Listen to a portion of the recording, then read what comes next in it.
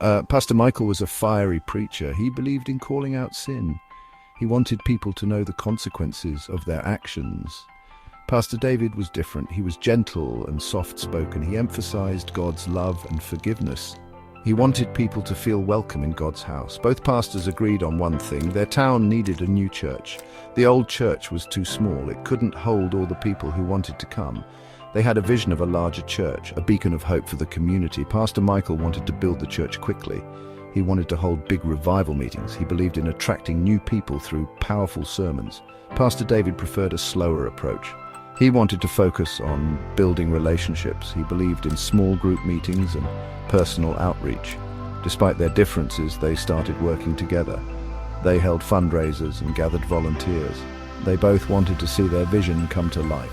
They knew that building a church was no easy task, but they were determined to make it happen. As the construction progressed, so did their disagreements. Pastor Michael grew impatient with Pastor David's methods. He thought they were too slow and ineffective. He wanted to see faster results, a larger congregation filling the pews. Pastor David felt that Pastor Michael's approach was too aggressive. He worried that it would scare people away. He believed in nurturing faith, not forcing it upon anyone. Their disagreements started to spill over into their sermons. Pastor Michael would preach about the dangers of sin and the fires of hell. Pastor David would follow with messages of God's love and mercy. The congregation was confused. They weren't sure which pastor to listen to. Some members sided with Pastor Michael.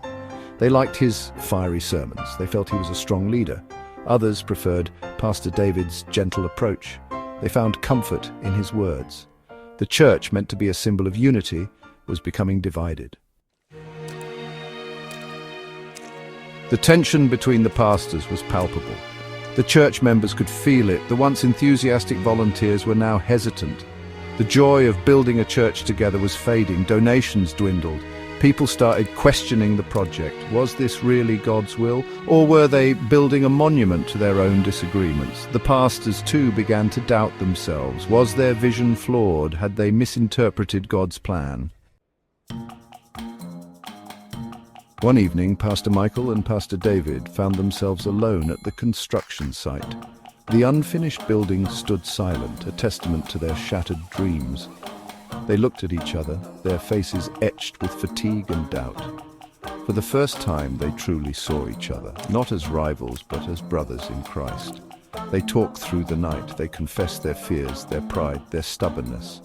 They realized that their different approaches were not wrong, just different facets of the same faith. They remembered their shared vision, a church for the community, a place of hope and healing. The next Sunday, they stood together on the platform. They apologized to the congregation for their disagreements. They spoke about the importance of unity and respecting different approaches to faith. The congregation responded with tears and applause. Their church wasn't about the building, it was about the people.